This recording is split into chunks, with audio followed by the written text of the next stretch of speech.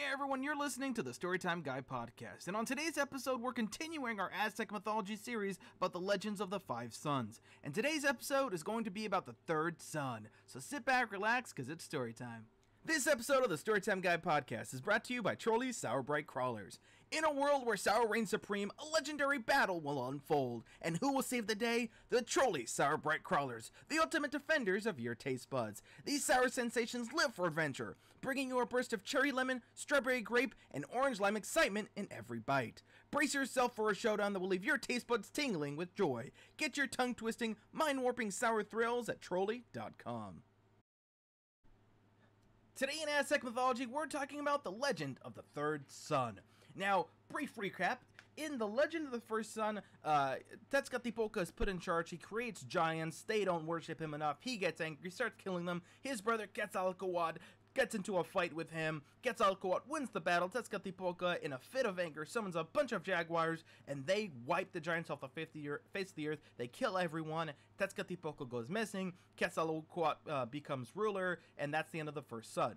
In the second sun, Quetzalcoatl creates a bunch of monkeys. Those are the new people, monkey people, and they mess around too much. They don't give thanks and praise and sacrifices like they should, and the other gods and other people start getting angry about this, and Quetzalcoatl doesn't want to discipline them because he feels bad about it, you know? So eventually his brother comes in, and it's kind of vague as to what happens. Some people say that Tezcatlipoca defeated his brother, took his power, and then killed all the monkeys. I'm in the firm camp that I think Quetzalcoatl got into a fight with his brother, and then they had a heart-to-heart with each other, and Quetzalcoatl realized that he had to man up and had to do what he had to do, and he was the one that killed all the monkey people with the storms, because he's like, nah, we gotta reset, you know?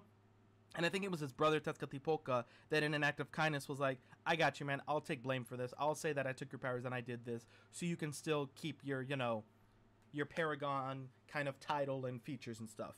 So that's the second sun. Now, in the third sun, once again, we don't know who gets in charge and how. All we know is that there's a god that becomes in charge. And for the third sun, it's Tlaloc. He is the god of storm and rains and a little bit of fire sometimes. His sister is Chalchiuticue, the goddess of water and beauty. And Tlaloc is an old god. He is probably the second oldest god in Mesoamerica next to Quetzalcoatl. He is a very, very, very old, he is a very, very violent god. He is not a nice person. He is constantly just ruthless when it comes to, like, disobeying him. Even his sacrifice is hardcore. Like, that's Tezcatlipoca's sacrifice. You would pick one person and they would live like a prince, and pretty much you're like, hey, one random poor person is going to be a billionaire for a whole year and get anything they want, and no laws apply to them. And then after that 1 year, they get brutally, well, not brutal, I mean, it's a sacrifice. You know, they cut out their heart, boom, bam, done, right? Pretty much you get to live a great life, and then when that year is up, you sacrifice yourself. And some people are like, well, I would just run. Nah, they had honor, right? I know some of you guys might not know what that is, but for them, this was never like, oh, I'm going to cheat the system kind of thing. This was like, no, I'm going to have a good life, and then I'm going to die. What it is, you don't sacrifice yourself for the god. That's a good way to go. So that's how Tezcatlipoca sacrificed people. Tlaloc demanded that children be drowned. And so right off the bat, you're like, oh, shit, children. He was the only god that ever made people sacrifice children. He only wanted children to be sacrificed. But if anyone drowned at any point, for any reason, they would instantly go to his heaven. And so he's a weird guy. He was like one of those, like, respect me, I'll respect you, but I'm kind of hardcore. Well, So there's a lot of myths and legends of things that happen throughout Aztec mythology, and you don't really know when they happened, but there's one story that I think happened now. So Tlaloc, god of rains, was put in charge. And he has this sick, if you guys don't remember, you guys have probably seen him if you've ever Googled Aztec mythology. If you see a god with a blue face that looks like a monster and he's got like snake teeth and stuff, that's Tlaloc. So first off, not his face. It's a blue mask that he wears that looks like a snake with big eyes. That's a mask, not his actual face. He's actually just a regular handsome dude. But he wears that scary-ass mask all the time. No mention if it's magical or not. I think it is magical. But there's no mention of actual, like, confirmed 100% proof that it is magical. I absolutely think it is. So Tlaloc becomes the ruler of the third sun, and he's like, oh, I'm gonna fix some stuff. You know, I'm gonna change things, and I'm gonna create birds. So he creates bird people, trees and beautiful and stuff, and he's fixing everything. And I'm under the assumption that Tezcatlipoca couldn't physically do anything against him. I don't know what happened, but I feel like Quetzalcoatl and Tezcatlipoca were both told, like, hey, you had your shot, it's over, no second chances. Let someone else try. But Tezcatlipoca at this time was getting better, but he wasn't perfect. And so, so what we know for a fact is that some reason Tlaloc got angry. We don't know why, but he got angry, and he was like, you know what, F the third world, F the third sun, and he blew it to the ground, like just blew it up. So it said he rained fire, but that's not exactly true. The word for fire and lightning and comets is similar. It's like an interchangeable synonymous thing. So some people will take it literally that he rained fire, but he's not the god of fire, he's the god of lightning and storms. So what he likely did was create a thunderstorm so powerful that it killed all the birds on the planet. Not all of them, a few escaped. Just like with the monkeys, a few escaped. When it came to the giants, Tezcatlipoca doesn't leave leftovers. But Quetzalcoatl left some monkeys alive, which is why monkeys still exist. Tlaloc left some birds alive, which is why some birds exist. But for the most part, he burned to the ground. But then the real wonder is we don't know why he did this. And that's where, like, you know, if you're writing these stories for D&D or whatever, you know, your own stories, whatever, that's where the fun part comes in, because we don't know why Tlaloc did this. We know that he has a temper. We know that he's very protective of his sister. And we know that he doesn't like Tezcatlipoca. And so when you look at all the evidence, you go, okay, he doesn't like Tezcatlipoca because they've had spats in mythology before. He's very protective of his sister, who he's so protective of his sister, people misunderstand that they think that's his wife, because he's always with her, and they're like, oh, like, if two people are so close, he's got to be married.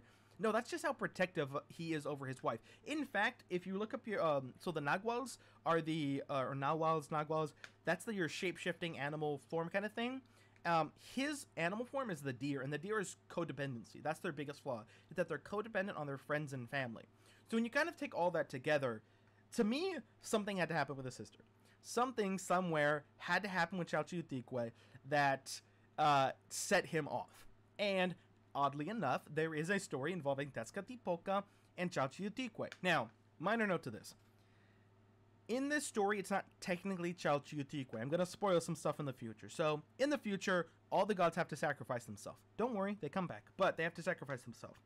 And for some reason, a lot of them come back slightly different. But Chalchiuticue is gone. She straight up reborns herself as two people. Xochipilli, the flower prince, and Xochiquetzal, the flower feather.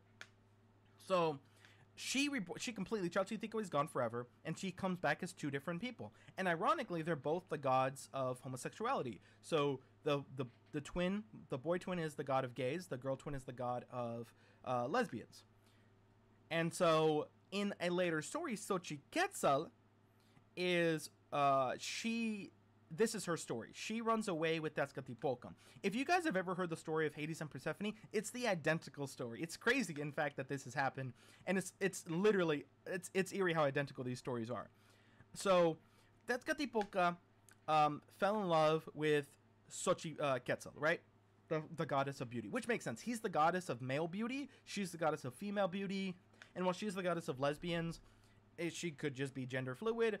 You can also consider this, that Tezcatlipoca is the master of shapeshifting, so it's a very good possibility. I mean, you could use your imagination of what you think happened, but at the end of the day, she's the goddess of lesbians. Doesn't necessarily mean she's a lesbian, but if she's got a lesbian, probably a lesbian.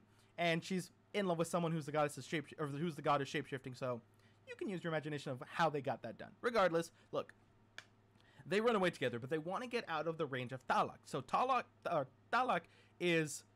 he's kind of in charge of heaven.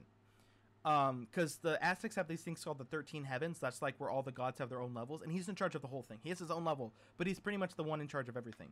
Well, Xochiquetzal wants to fiddle around with Tezcatlipoca, but she can't do it on Earth because heavens are above Earth. So she goes into the underworld, Mictlan, to do it, because Tlaloc has no power in Mictlan. And we see that several times, that gods, Quetzalcoatl, and all these other gods, they can't do anything in Mictlan. They have no power there. And so the two of them escape into Mictlan, where they don't have powers, but it's also not hell, so they don't have to worry about anything. There's dangers, but Mictlan Tekuli Mitekasiwak, the Lord and Lady of Mictlan, the Lord and Lady of the Underworld, they think it's cute. Because the Underworld is ruled not by a single person, but by a couple. And they're not good people, but they're certainly not bad people. They're kind of like chismosos. They just kind of like little god spirits. Like, they're just like, yeah, whatever, man. You know, respect us, whatever. But like, they knew this was going on. This was their domain. They knew. And they didn't care. They didn't tell Tlaloc. They just were like, those guys are going to get in so much trouble. So, like, the two of them, eventually, Xochitl and Tezcatlipoca, they're fooling around in the underworld. And eventually Tlaloc does figure it out. And he gets mad at Mictlan Tekuli Mitekasiwa, and he's like, hey, come up to heaven. I want to talk to you guys. So come up to the heavens. And they're like, nah, we're good. You want to talk to us? You come to us. And he's like, no, you guys got to come down here. Come over here. And they're like, no. You come down here, because if you're going to start talking shit, we're going to do it on Mictlan. So Tlaloc's like, okay, you know what? Never mind. So he gets mad at Tezcatlipoca and Xochitl. And he's like, you two can't see each other anymore. And he gets all mad. And that's kind of the end of the story. But Tezcatlipoca kind of tricked her. And he's like, no. Like, she's down here. She's here forever. And I think that's the reason Tlaloc lost it. I think this is the reason he got upset. And that's just my thoughts. I think that's what happened, that he got upset and he was just being a pissed off older brother. He was like, you know what? The edgelord's dating my pretty cheerleader girlfriend. I'm pissed. And he wrecked the car. But that's what I think. I would love to hear your thoughts, though. What do you think happened that set off Tlaloc? Thank you so much for listening to this episode of the Storytime Guide podcast. I hope you enjoyed it. I just gotta say, I love talking about this stuff. I love that you guys are interested in this. Go follow me on my socials, the Storytime Guy. We have good times. I post content almost every single day. Aztec mythology, Latino representation, folktales in general. If you have any requests, email me at storytimeguybiz, B-I-Z, at gmail.com. That's storytimeguybiz at gmail.com. Or message me on Instagram. TikTok's messaging service isn't very good, but on Instagram, I tend to reply to everyone. So message me. I might take a day or two to get back to you because I just have to see it. But other than that, message me if you have questions, you have concerns, you have, requests or anything. I love talking about this stuff. I love reading about this stuff with you guys. And so I hope you enjoyed the video, everyone. Have a magical day.